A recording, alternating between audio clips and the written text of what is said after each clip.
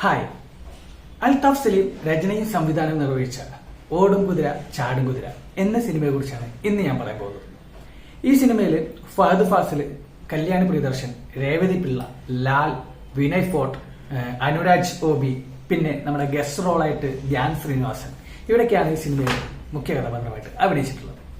ഈ സിനിമ എങ്ങനെയുണ്ടെന്ന് ചോദിച്ചു കഴിഞ്ഞാൽ ഇത് മൊത്തത്തിൽ ഒരു കിളിപോയ ആൾക്കാരുടെ ഒരു മൂവി ആയിട്ട് വേണം കാണാൻ വേണ്ടിയിട്ട്. കാരണം എനിക്ക് സിനിമ കണ്ടപ്പോൾ വലിയ ബോറടി ഒന്നും തോന്നില്ല. അത്യാവശ്യം കുറച്ച് കോമഡീസ് ഒക്കെ ചിരിക്കാനൊക്കെ ഉള്ളത്. ലാസ്റ്റിലുള്ള ആ എൻഡ് ഓഫ് പടം അവസാനിക്കുന്ന സമയത്ത് വരുന്ന ആ ഒരു സീനാണെങ്കിലും ഞാൻ കുറച്ച് ചിരിച്ച ഒരു സിനിമ കൂടി തന്നെയാണ് കേട്ടോ ഈ ഓടും കുതിര ചാടും കുതിര എന്ന് പറയുന്ന ഈ ഒരു സിനിമ. പിന്നെ ഇതിന്റെ മേക്കിംഗ് ആണെങ്കിലും ഇതിന്റെ ബാക്ക്ഗ്രൗണ്ട് സ്കോർ ആണെങ്കിലും പാട്ടാണെങ്കിലും ക്യാമറ വർക്ക് ആണെങ്കിലും ഒക്കെ നല്ല രസമായിട്ടുണ്ട്. ഫഹദ് ഫാസിലൊക്കെ കുറെ കാലത്തിന് ശേഷമാണ് കുറച്ചുകൂടി കോമഡി എന്നുള്ള രീതിയിലോട്ട് വന്നിട്ടുള്ളത്.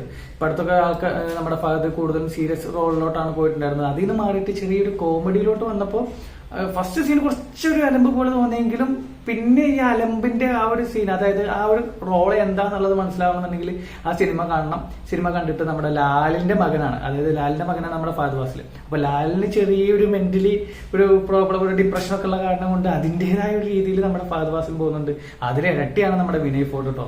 എല്ലാം ഒരു കിളി പോയിട്ടുള്ള ഒരു റോള് പോലെയാണ് എല്ലാവരും അഭിനയിച്ചിട്ടുള്ളത്. അത് കാരണം തന്നെ രസമായിട്ട് ഈ സിനിമ മുന്നോട്ട് പോയിട്ടുണ്ട്. പിന്നെ ഇതിന്റെ കഥ വളരെ സിമ്പിളാണ് സത്യം പറഞ്ഞാല്.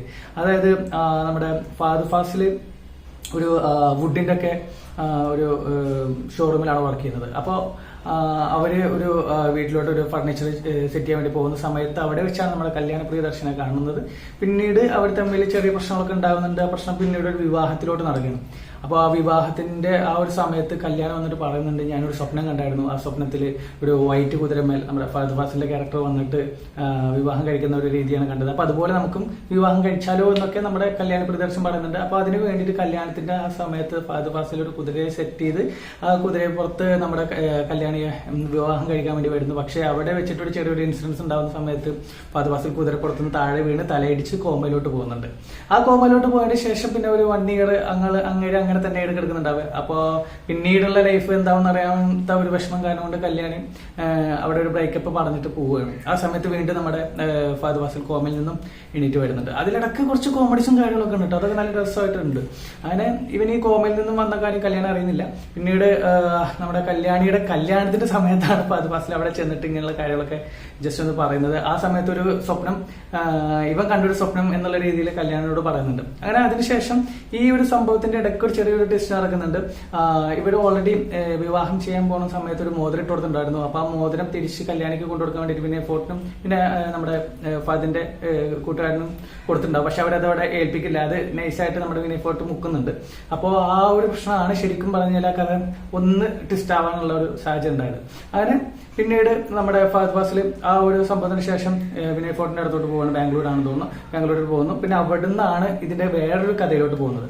അങ്ങനെ ഇവൻ അവിടെ നിന്ന് ഇവനക്ക് പിന്നീടൊന്നും ചെയ്യാനില്ല എന്നുള്ളൊരു ഇത് വന്നപ്പോൾ ആൾ ആത്മഹത്യ ചെയ്യാൻ വേണ്ടി പോവാണ് ഫഹദ് ഫാസിൽ. അങ്ങനെ ആത്മഹത്യ ചെയ്യാൻ വേണ്ടി നിൽക്കുന്ന സമയത്താണ് അപ്പുറത്തെ ഫ്ലാറ്റിൽ ഒരു പെങ്കൊച്ച് ഇതേപോലെ എന്തോ ഒരു ആത്മഹത്യയുടെ ഒരു വക്കിലോട്ട് പോകുന്നത് കാണുന്നത്. അപ്പൊ അദ്ദേഹം, അതായത് ഫഹദ് ഫാസിൽ അവിടെ നിന്ന് ഓടി ആ വീട്ടിലോട്ട് ചെല്ലുന്നു. ആ വീട്ടിലോട്ട് ചെല്ലുമ്പോൾ അങ്ങനെ പ്രശ്നമൊന്നും ഉണ്ടാവുന്നില്ല. പക്ഷേ ഇവന്റെ അച്ഛനെ വിളിച്ച് പറയുന്നു. അച്ഛനാണെങ്കിൽ ഈ നോവലും ഇതൊക്കെ വായിച്ചിട്ട് ഓൾറെഡി ഒരു ഞാൻ പറഞ്ഞില്ല ഒരു ഡിപ്രഷൻ ഉള്ള കാരണം കൊണ്ട് അതിലേറെ കുറച്ചുകൂടി വട്ട് രീതിയിലൊക്കെ തന്നെയാണ് നമ്മുടെ ലാലിന്റെ ക്യാരക്ടർ പോകുന്നത്. അപ്പൊ ലാല് പറയുന്നത് നീ അവളെ വാച്ച് ചെയ്യണം, എന്താണെന്നുള്ളത് അറിയണമെന്നൊക്കെ. അങ്ങനെ ഇവര് ഫഹദ് ഫാസിൽ ആ ഒരു പെങ്കൊച്ചിനെ, രേവതി എന്നാണ് പെണ്ണിന്റെ പേര്, അവരെ വാച്ച് ചെയ്യുന്നുണ്ട്. അവരെ വാച്ച് ചെയ്തിട്ട് എന്തൊക്കെയാണ് കാര്യങ്ങളൊക്കെ ഒന്ന് മനസ്സിലാക്കുമ്പോഴാണ് അവിടെ ഒരു ലവ് സ്റ്റോറി, അവരുടെ വേറൊരു ലവ് സ്റ്റോറി വരുന്നത്. ആ ലവ് സ്റ്റോറിയിലാണ് നമ്മുടെ ധ്യാൻ ശ്രീനിവാസൻ ഗസ്റ്റ് റോളിൽ അഭിനയിച്ചിട്ടുള്ളത്. കുഴപ്പമില്ലാത്ത ഒരു റോൾ തന്നെയായിരുന്നു അവിടെ കൊടുത്തിട്ടുണ്ടായിരുന്നത്. പക്ഷെ ആ ഒരു ലവ് സ്റ്റോറിയിൽ ധ്യാൻ ശ്രീനിവാസൻ മരണപ്പെടുന്നുണ്ട്. അപ്പൊ അതിനുശേഷം ഉണ്ടാകുന്ന ചെറിയ എന്താ പറയാ ഒരു ഡ്രാമ പറയുന്നത് ഒരു പ്രശ്നങ്ങളൊക്കെ ആയിരുന്നു നമ്മുടെ രേവതി ഉണ്ടായിരുന്നത്. പക്ഷെ രേവതി അവിടെ വേറൊരു ടെസ്റ്റ് തരുന്നുണ്ട്. ഈ രേവതി ടെസ്റ്റ് കൊടുത്ത എന്താ വെച്ച് കഴിഞ്ഞാൽ രേവതി പിന്നീട് പറയുന്നുണ്ട്, ഇങ്ങനെ ഒരു ഫഹദ് ഫാസിൽ മരിക്കുന്നത് ഞാൻ കണ്ടായിരുന്നു, അതായത് ആത്മഹത്യ ചെയ്യാൻ പോകുന്നത് ഞാൻ കണ്ടായിരുന്നു. അപ്പൊ അതിൽ നിന്നും മനസ്സ് മാറ്റാൻ വേണ്ടിയിട്ട് ഞാൻ ചെയ്ത കാര്യങ്ങളാണ്. അപ്പോൾ ഇവനിക്ക് എന്തൊക്കെയോ കുറച്ച് പ്രോബ്ലംസ് ഉണ്ട്, അതൊന്ന് പറഞ്ഞു തീർക്കുകയാണെങ്കിൽ ഓക്കെ ആവുന്നൊക്കെ പറയുന്നുണ്ട്. അതിലിടക്ക് കുറച്ച് കോമഡീസും കാര്യങ്ങളൊക്കെ വരുന്നുണ്ട് കേട്ടോ. ഇതിലിടക്ക് വേറൊരു കല്യാണമൊക്കെ ഉണ്ടാവും രേവതിയുടെ. അതൊക്കെ മുടക്കാൻ വേണ്ടിയിട്ട് അപ്പനും മകനും കൂടിയിട്ട് എന്തൊക്കെ ചെയ്ത് കാട്ടിക്കൂട്ടുന്നുണ്ട്. പക്ഷെ ഒന്നും ബോർഡില്ല, നല്ല രസമായിട്ട് തന്നെയാണ് ചെയ്ത് വെച്ചിട്ടുള്ളത്. അങ്ങനെ ഒടുവിൽ ലാസ്റ്റ് വീണ്ടും നമ്മുടെ കല്യാണി പ്രിയദർശന്റെ അടുത്ത് നമ്മുടെ ലാൽ പോയിട്ട് സംസാരിക്കുന്നുണ്ട്, മകനെ കുറിച്ച് സംസാരിക്കുന്നുണ്ട്. വീണ്ടും വീട് ഒന്നിക്കാൻ പോവുകയാണ്. പക്ഷെ ഒന്നിക്കാൻ പോകുമ്പോഴും ഇവന്റെ മനസ്സിൽ ഒരു ചെറിയ എന്തൊക്കെയോ ഒരു പ്രശ്നങ്ങൾ നടക്കുന്ന കാരണം കൊണ്ട്, അതായത് കോമൽ ഉണ്ടായിരുന്ന സമയത്ത് ഇവൻ കാണുന്ന ഒരു സ്വപ്നത്തിനെ കുറിച്ച് പറയുന്നുണ്ട്.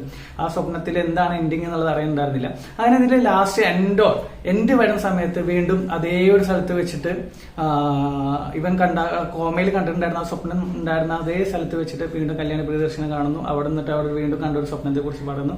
അവിടെ നിന്ന് അവര് ഹഗ് ചെയ്തിട്ട് അങ്ങനെയാണ് ഈ സിനിമയുടെ എൻഡ് വരുന്നത്. അതായത് കുഴപ്പമില്ലാത്ത രീതിയിൽ കണ്ടിരിക്കാൻ പറ്റുന്ന ഒരു ചെറിയൊരു കോമഡിയും പിന്നെ കുറച്ച് ഒരു വട്ടും കൂടിയുള്ള ഒരു സിനിമയാണ് ഓടും കുതിര ചാടും കുതിര എന്ന് പറയുന്ന ഈ ഒരു സിനിമ. എനിക്ക് കണ്ടപ്പോൾ വലിയ മോശമായിട്ടൊന്നും തോന്നിയില്ല. അത്യാവശ്യം കാണാനും കുറച്ച് കോമഡീസും കാര്യങ്ങളൊക്കെ ചിരിക്കാനും ഞാൻ ചിരിച്ചായിരുന്നു മൂവി കണ്ടിട്ട്. അതുകൊണ്ട് എനിക്ക് ആ പടം ഇഷ്ടപ്പെട്ടായിരുന്നു. അപ്പൊ നിങ്ങൾ ഈ സിനിമ, അതായത് ഈ ഓടും കുതിര ചാടും കുതിര എന്ന് പറഞ്ഞ ഈ സിനിമ നിങ്ങൾ കണ്ടിട്ടുണ്ടെങ്കിൽ എന്തായാലും എനിക്ക് കമന്റ് അറിയിക്കണം. കാണാത്തവരാണെങ്കിൽ ഒരു വൺ ടൈം കാണാൻ പറ്റുന്ന ഒരു മൂവി തന്നെയാണ്. എന്തായാലും നിങ്ങൾ കാണാത്തവർ കണ്ടിട്ട് അഭിപ്രായം എനിക്ക് കമന്റ് ആയിട്ട് അറിയിക്കണം. അപ്പൊ നമുക്ക് അടുത്ത സിനിമയുടെ വിശേഷമായിട്ട് വീണ്ടും കാണാം. ഇപ്പൊ ഓക്കെ, ബൈ.